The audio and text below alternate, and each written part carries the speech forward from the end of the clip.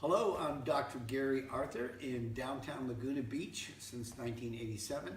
I'm a doctor of chiropractic and I just finished up my naturopathic degree with continuing education.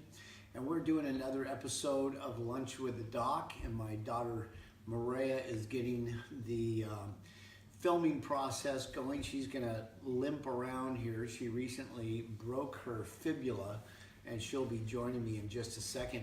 We thought today we would do it at home because Maria and I are gonna eat at home today. We're gonna have some leftover salmon with a ripe avocado, mix that up with a little bit of salsa, a little bit of organic mayonnaise, and put that over a bed of greens, super power greens, and a salad spring mix. And so that's what we're gonna eat today. Hopefully you're gonna be grabbing lunch here soon. So that's what we're gonna eat. Yeah. And I want to announce the type of episode we're doing today. It's a special one because it's the new year. We wanted to do something fun and different for you guys. So we're doing a special question and answer episode of Lunch with the Doc. That way, it can be what you want it to be. All of you who are out there who watch us on Lunch with the Doc often just say that, you love it and you love watching and listening to our topics, but we really wanted to give you the opportunity to ask about the things that are really important for you. What are the things that you want to learn about? What are some questions you have? And, we're thinking if you could just have some time to sit down with the doctor, maybe grab lunch, like Lunch with the Doc, or get coffee and just pick their brain, what would be some of the things that you would ask them?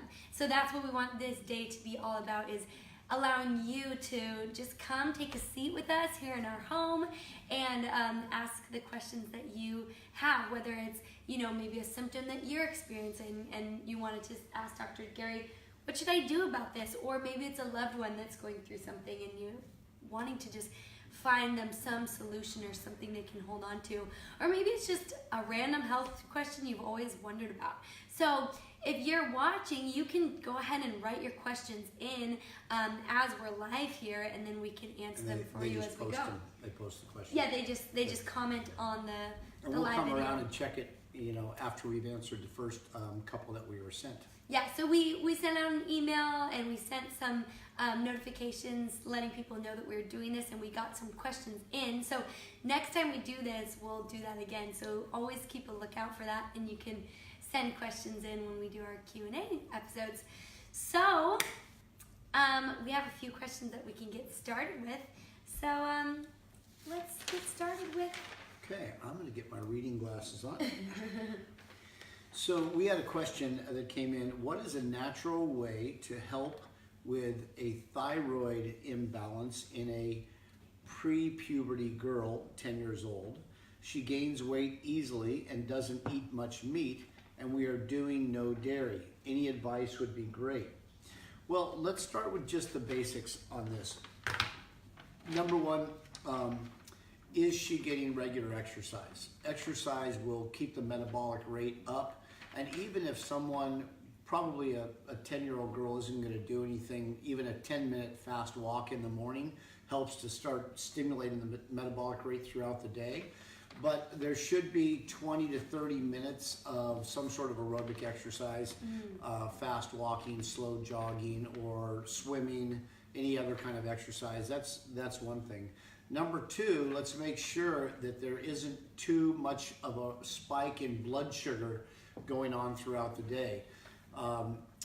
So keep your carbohydrates minimal, and you can easily look up a carbohydrate chart. I'm not suggesting that a 10-year-old girl necessarily do a whole ketogenic diet, but keeping the carbohydrates lower, somewhere between, let's say 50 to 70 grams of carbohydrates a day, no more than that, and try to make sure that each meal you have a protein base with some carbohydrates and some fats, which would be more or less keeping her in a fat burning zone. Now the thyroid is interesting because the conversion of the thyroid hormones T4 to T3 is done mostly in the liver and the GI tract. So if there's toxicity, let's say a person is having hydrogenated oils or a lot of fried foods, that can back up the liver so the liver isn't able to do the job that it's really designed to do, which is to keep the body's inflammatory processes low and also to convert that T4 to T3. Also, a good source of iron. I wouldn't necessarily use iodized salt, but I would use sea salt or Himalayan pink salt as a source of iodine for both of those. Then the other thing is make sure, I mean, she can be checked for just if there's a benefit from taking methylation supplements, like we use a product called Methyl SP. There's another one called Methyl Protect, Liver X. There's a number of products that we use just to help to keep the liver going, make sure that her water levels are up. And then if there's toxicity in the GI tract, there could be, you know, an overgrowth of microbes or even you know, toxicity of the large intestine. How well is she having her bowel movements? You know, there's a few different causes. So when we're looking at this type of situation, you know, it's not advisable to start thinking about using thyroid hormones, because you can really kind of cripple the hormonal system by giving thyroid hormones. You want to usually see what's going on. And there is even a prevalence. One study showed that approximately 80% of people with low thyroid have low thyroid from an autoimmune condition called Hashimoto's. It's basically where the immune system starts to actually attack the thyroid gland. So in that case, you've got all kinds of people out there taking Armour Thyroid or Synthroid, and they're treating it as though the thyroid itself is the problem. Well, actually, in reality, it's an autoimmune problem, and the thyroid is getting attacked like Mrs. Pac-Man. These white blood cells are attacking the cells, and therefore it's a hypothyroid condition and hypothyroid symptoms. So those can be checked on your blood test. You can ask your doctor to do a thyroid panel, but also make sure you include the test antithyroid globulin and TPO antibodies. Those are called thyroid peroxidase antibodies. And make sure that you don't have higher levels of that, because that's how we usually diagnose if it is Hashimoto's, which is autoimmune thyroid. So those are some things to be thinking about, and you know, consider asking your doctor to look deeper, or if you ever want more of a functional medicine approach to nutrition and getting a diagnosis, that's always something we can help with. That was a good answer. Yeah. Lots of good stuff out there for, you know who you are, who asked that question. So good info. Hopefully that helps you a lot. So the next question we have. This one's interesting. Now this is from a vegetarian patient, and she is most interested in this. She notices that when she eats grains like rice, legumes, chickpeas, red beans, lentils, that her stomach feels bloated, like there's a heavy feeling in her stomach, like the food just sits there fermenting. Sometimes I feel sluggish or nausea when I eat large amounts of these foods. In order to test on myself, I have tried avoiding eating these type of foods and rice. I do feel better when I avoid it, but I love eating rice, lentils, beans, legumes, and hate to give it up. So, for a vegetarian, this does create more of a challenge, because in order to get a complete protein, you have to combine rice and beans or grains to get enough amino acids. One of the things I would suggest is there is a really good protein supplement called Master Amino Acid Pattern, MAP. We sell it at our office. But that is made from rice protein. But I've even seen that people that have issues with rice usually don't have a problem with that, because they've isolated out the amino acids, and it's 91% nitrogen utilization. No, 99% nitrogen utilization. The nitrogen utilization has nitrogen from it. So mixing and matching your proteins, if you're going to stay as a vegetarian becomes extremely important. So here you're talking about having the foods that you need to mix and match, and they're causing you problems. So let's talk about some of the basics first.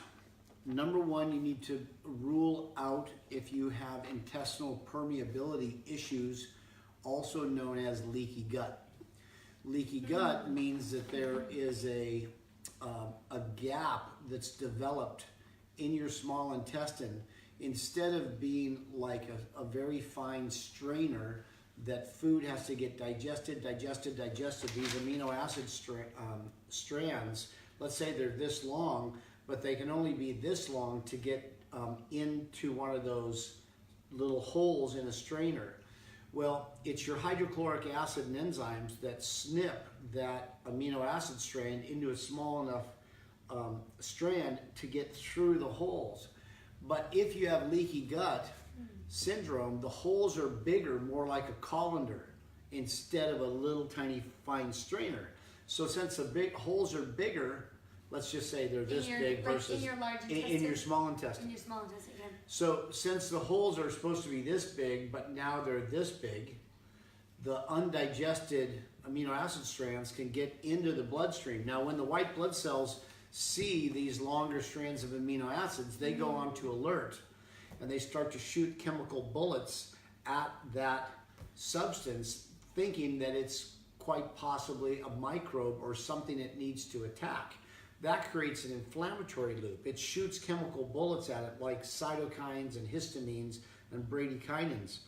And that's a challenge, because now you're creating this inflammatory loop in the GI tract.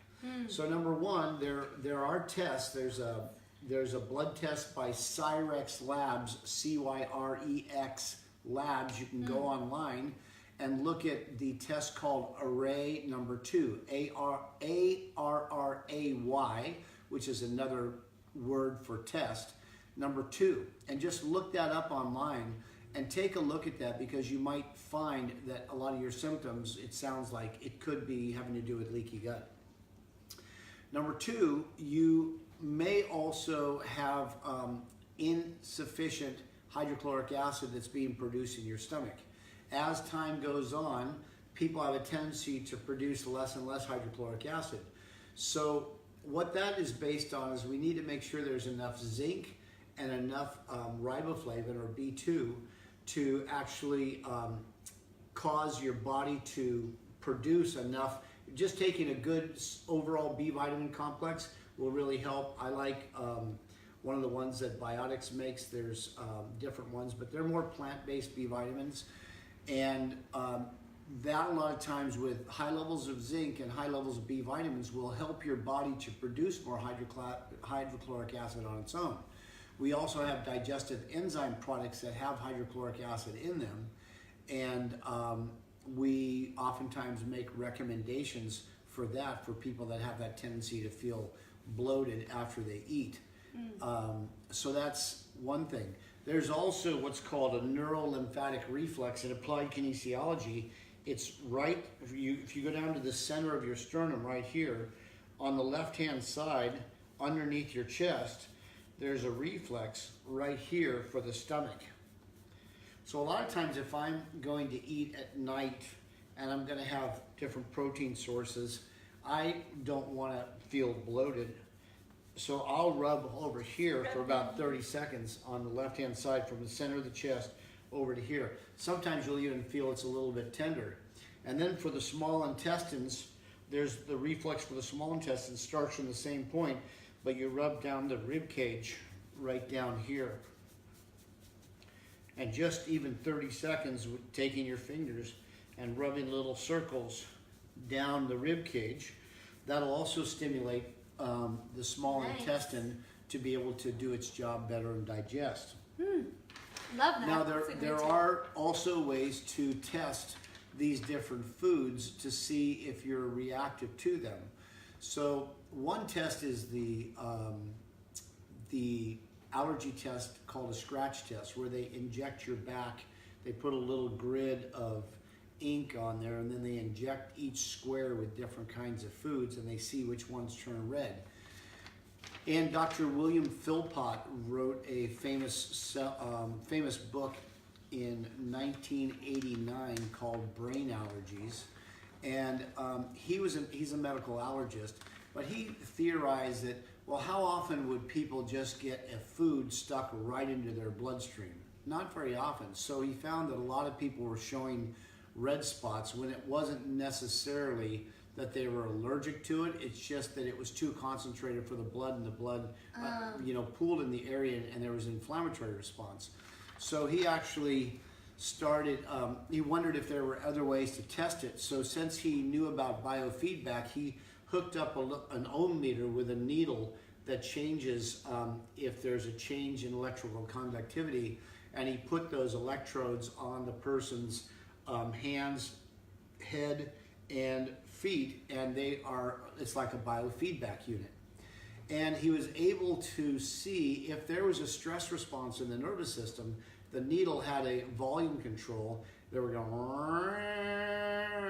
Now the idea with biofeedback that they really kind of pioneered in the 70s was to lower the stress load in at the electrodes by skin tension, muscle tension. They were able to breathe deeply, and you could take and put these electrodes on, and when you calmed yourself and you calmed these muscles, the sound and the amperage of electrical response in the person's body would go the more you deep. So yogis were able to get themselves where it was just hovering down here, or a lot of people that were more stressed is like this. So he theorized and wondered, would there be a chance that if someone tasted a food that they were reactive to, would their nervous system react to the food, and would it show electronically? So sure enough, they would taste different foods, one little sample on the mouth at a time, on the tongue at a time, because there is a pathway on the tongue that monitors what's going in, so it protects us. So if we have a sip of something that's turned sour, like the milk in the refrigerator or the orange juice that you had a sip of when mom wasn't looking, you automatically know that turned sour, and so you spit it out. You have a response to it immediately, right? So that's protecting us. If we drink bad water, something like that, we're supposed to know that part of our sensory system of taste is very important. So he wondered, if we tasted it, would there be an electronic stress response? And sure enough, when they tasted foods that they were reactive to, the needle went like that. And the problem was, though, some people would go into anaphylaxis. And their throat would tighten up, and then he would have to inject them with norepinephrine to pull them out of an anaphylaxis so that they didn't just die. So by accident, he realized that this was a little bit risky, and so he thought to himself, well, what about, what other ways would be safe? And by accident, he was testing these little food vials. So he had a food vial of wheat, and he would just take a little bit and then put it on a person's tongue. Well, he was getting ready to test the next vial of food, so he put the wheat back and put the dairy, and he says, okay, I'll test this in a second.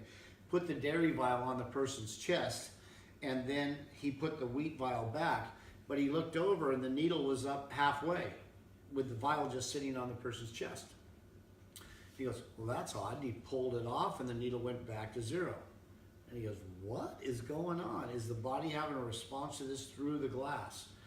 And sure enough, it was. So he thought, well, maybe there's a magnetic field that the body has a sensory system of magnetism. You know, you walk into a room where someone's really upset, pissed off, you can almost feel it. And so there's magnetics that are happening. I mean, magnetism is what makes high and low tide. I mean, to move the entire ocean up 30 feet or back 30 feet, magnetic systems are very strong. So he theorized that, and then he held a big plate magnet and held it over the food sample, and sure enough, when he used the south pole of the magnet and held it over the food sample, it amplified the signal just as much as when they had tasted it. But when they put the north end of the magnet down, it decreased it almost down to nothing. So the South Pole drove it into the body, and the body had a response that was stronger, and North Pole took it away. So then a group of kinesiologists that did manual muscle testing tested their results with Dr. Philpotts, and they found very similar results. So kinesiological muscle testing is another way to test. There's also blood testing. If you go to Cyrex Labs again, you can look at array number 10 and 11. Those are blood tests, checking immunoglobulin reactions to different foods. The problem is if you have leaky gut, you're going to be reactive to almost anything you eat a lot of. So that's where we usually start, and there's specific things to help with that. Glutamine, licorice root, we have different products that help to heal up those junctions so they get smaller again, so you're not so reactive. That's good. So I think we covered almost all the Let me see how we're different doing things right here. there regarding that. Hopefully that was helpful. We're just going to see if any other questions came in. Mostly it was digestive stuff and thyroid things today. So let's just see what we find here. The other thing is I'm always thinking about what is the cause of the symptom. You know, I think the pharmaceutical companies, who are the #1 most powerful business in the world, and they're the #1 grossing business in the world. It's not oil, it's not computers, it's not the car industry, it's pharmaceuticals. So in that regard, pharmaceuticals have been really great for a lot of people because they can really help to turn down the symptoms. But at what cost are we turning down the symptoms? Is it at the cost of not understanding what's causing the symptoms? That's where I always go to is thinking about, well, what's causing the symptoms? Before we give a drug or a medication, or recommend that, which our medical doctor and nurse practitioner, Rochelle Rodriguez, and Dr. Marcelo Dominguez do, when they need to. But we usually take more of a functional medicine approach and try to figure out what's happening to cause a symptom. So anyhow. Well, I have a question. Yeah, go ahead. I'll ask since it's the Q&A, although I've already asked you these questions because, he is my dad and my doctor, so he helps me with all my things. But I have in the past gotten heartburn, and so I said, what do I do for heartburn? And I know that's a very common thing. So what is your basic heartburn protocol? Well, let's go back to even a more basic thing. The other things I talked about for the digestive things. Take your time and chew. There was a famous clinic in Germany that treated allergies and digestive problems, and their main thing was getting people hydrated, about a half ounce of water for every pound of weight that you have to try to get in on a regular basis. And then the other thing was chewing. And back in the 20s, there was a famous naturopathic doctor named Dr. Fletcher, and he called it Fletcherizing your food. And he suggested chewing your food about 50 times a bite. So putting your fork or your spoon down and actually chewing like a blender would mix and break up the food. So that was his suggestion, is to Fletcherize your food. So even if you were to count to 25, it's going to be a lot more than what you usually do. But somewhere in terms of that, if most of these people's allergies and digestive problems got better when they just chewed their food and drank their water. So that's the first place to start. Secondly, we talked about stimulating the reflexes for the stomach, the small intestine. Thirdly, we want to talk about is there back pressure on the stomach? One of the other things with the question from the vegetarian is when people get bloated stomachs from eating carbohydrates, there is a condition called SIBO, small intestine bacterial overgrowth, where there are microbes that shouldn't be in the small intestine. They should be confined to the large intestine, but because of chronic digestive complaints, they can actually start to go up and propagate a whole colony in the small intestine. So that is something, and if you want to get more information on that, you can go to Dr. Seebecker, Allison Seebecker's website, siboinfo.com, SIBO info.com, and you can learn more about the symptoms of SIBO and see if that seems to ring true. So usually though, with heartburn, slow down, rub your reflex, and look at if you would benefit from taking a hydrochloric acid and a digestive enzyme type of product. Usually that'll handle it. Why are antacids the most used over-the-counter problem? Because of heartburn. The problem usually isn't that you're producing too much acid, it's that the food is staying in your stomach too long and fermenting, creating gas bubbles that then go up to the esophagus stomach junction, and those gas bubbles go up and pop through, and then you have highly acidic little bits of fluid that were making the gas bubble that go into the esophagus and create the heartburn. So it's usually that you need more acid in the stomach than less acid from antacid. Yeah. And the antacid, I mean, you only really absorb your minerals and your protein in an acidic environment. So you have to have acids in the stomach to digest and assimilate the proteins and minerals, and then that also is what triggers, as that food comes out of your stomach, there's a pH meter, if you will, that helps the bile in the gallbladder to release the bile salts that will alkalinize the acids and alkalinize the body. So if you're not digesting your foods very well, then you're not acidic enough, then that can cause the gallbladder not to release the bile to alkalinize the body. So yeah, and a couple other things that you and Dr. Marcella recommended for me were to, not eat like 2 hours before bed, and I implemented that, and that helped.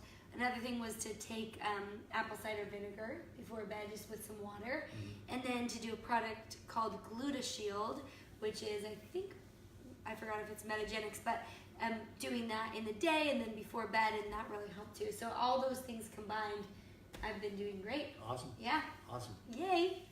And another question I have is, because I'm sure a lot of people have a similar issue, is my shoulder. I kind of have like maybe an old injury, I don't really know, but every time I like do push-ups, it kind of cracks in there, and I don't know what's going on. I didn't know that. I know. I need, there's so many things I gotta work on, so that's just another thing to bring Goodness up. gracious. I have my leg to heal. Yeah. Been working on my low back and my posture, but maybe I could get to the shoulder one of these days. Sure. Well, what I would do with the shoulder is do a test of all the different muscles that are involved, see how they're working, see how your range of motion is, and give you exercises, potentially recommend treatment, work on turning the muscles on, find out why they're off. Those are a lot of things we usually do. I love working on shoulder problems. And you have your good shoulder warm up, I have a whole shoulder routine, shoulder warm up. which is really good. So before you work out, before you do push-ups or weights or anything, you do the forward circles, thumbs up, Perfect. and then you do like 100 of those. Then you do But backwards. start off at about 20. Okay. And if you feel any pain, start doing them down next to your side, and then gradually get all the way up to here. And if you have any pain, stay down low where it doesn't hurt at all. So if you have pain, you're doing it too horizontal. So yeah, start off with maybe 20, 25 of these, and then thumbs go backwards, and then we're backwards, arm circles. And then the last one is you put your knuckles to your temples and then roll it in. We call this elbow curls. And I got these from Pete Agoscu with the Agoscu method. He's a functional anatomist and has helped a lot of people, and that really helped my shoulder. So I always do that before I play volleyball or lift weights. And then the other thing, make sure after you do that warm up, because I usually do 100, 100, 100, and then I'm usually kneeling on a physical therapy ball, balancing while I'm doing the whole thing to warm up my core and my legs. But then make sure you always work your back muscles before your chest muscles. So always pull before you push. And that will take it easy on the anterior shoulder girdle, because that's how a lot of people get their problems. Yeah. Interesting. Yeah. Well, I'm going to check and see if we have any last questions. If you have a question, go ahead and write it in the comments there, and we'll answer it quickly at the end. But as I check that, do you want to just talk about New Year's resolutions and just kind of a little insight into helping people? Yeah, I mean, reach their health I goals? loved what you wrote. Thank you. Yeah, that was really good. Couldn't have done anything better myself. I think the main thing is just take inventory, see what are the areas where you really would like to get better, how would you like to improve your quality of life, and just make a commitment to yourself and the other people that you love. It's to do something about it. Excuse me.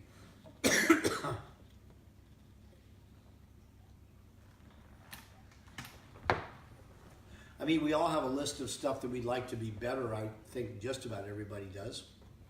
So I've got my list, and I've already made appointments for different things to just get checked out and find out what's going on. Once you get a diagnosis, then you can employ a strategy. There's lots of different treatment options for anything, and then you take a look at what makes the most sense. How am I going to get the most value from an intervention, from a dietary change or a supplement or a treatment plan, those kind of things. It's really just deciding how much do I value my quality of life, and how much am I willing to do to make it improve. Because I'm oftentimes reminded of the analogy of gravity. Gravity never lets up on any of this. So if we have structural phenomenon or distortions of our posture, then it's not going to get better on its own. Even though the body wants to heal itself, those distortions it's almost like you're glued that way from old injuries. And so you basically have to unglue yourself, or like the Tin Man in The Wizard of Oz, oil can, and you gotta put the oil in there and start to move it around, Yeah. So anyhow, it's just restoring motion and just deciding how you want to improve, and then think about how your conditions affect other people and the people that you love. Good. I mean, if you didn't have that problem, would they be having more fun? A lot of times we'll do it for someone else. We'll invest in someone else's healthcare because we love them so much, but maybe we won't do it ourselves. Maybe we'll buy $20,000 to $60,000 on a car, but then again, when it comes to investing in our own health and our own bodies, some people don't want to do it, or maybe they just think that they shouldn't have to. And I would agree, but the reality is that some of us have to. And I had to do it when I was 26. It took me 9 months to really fix my postural distortions from a bad car accident earlier. It took me 9 months to do it, and a couple of years to pay it off on my Visa card, but it was a game changer for me. All my symptoms went away in the first 3 months, and then the rest of the 6 months after that was really to fix it once and for all. So It's good. yeah. Good. So new year, there's a lot of fresh opportunities to, just get your life on track and get your health where you want it to be. Start flourishing in areas where maybe have been kind of dormant or you haven't paid much attention to. But I love that about the new year. I love that it really allows you to take stock and reflect and really look at your life and say, where do I want to be? Are there things that I want to invest in that I haven't been investing in? Are there changes that I want to make? And it really gives you that opportunity to make those choices and decisions and put an action plan together to get there. So take advantage of that. Yeah, and think about what are the obstacles that have kept you from doing it so far, and what would be the obstacles in terms of doing it now. Maybe it's finances, maybe it's time. Well, then if it's time, then it's basically scheduling and determining the value of what the outcome is going to be that you're looking for. And if it's finances, sometimes we got to do financing. Maybe someone wants to loan you the money at a better rate than you'd get on your Visa card. I mean, you know, where there's a will, there's a way. If someone really wants to do something, somehow, some way, they can do it. So, yeah, some thoughts. Hopefully this has helped you today, and we're looking forward to seeing you. You can always call Health in Balance, and we'd love to come alongside you and help you achieve what your goals are. We always have new patient specials and things like that to try to make it so that at least people can understand what's going on, look at their diagnosis, look at what their options are for care, and you know, go from there. At least they know what's possible. So. Yep. And keep a lookout for the date for our Community Appreciation Day. It's going to be coming up beginning of February. We're really excited about that. It's going to be, you know, right before Valentine's Day, a bit of a love fest. It's our way of giving back to the community and telling everybody that we love them and giving them a way to come in and get some treatment and care. So we'll keep you posted on the date for that. And thanks for joining us. You're amazing. And join us next week for Lunch with the Doc. We do these every Wednesday. We love them. So thanks for tuning in. All right. See ya.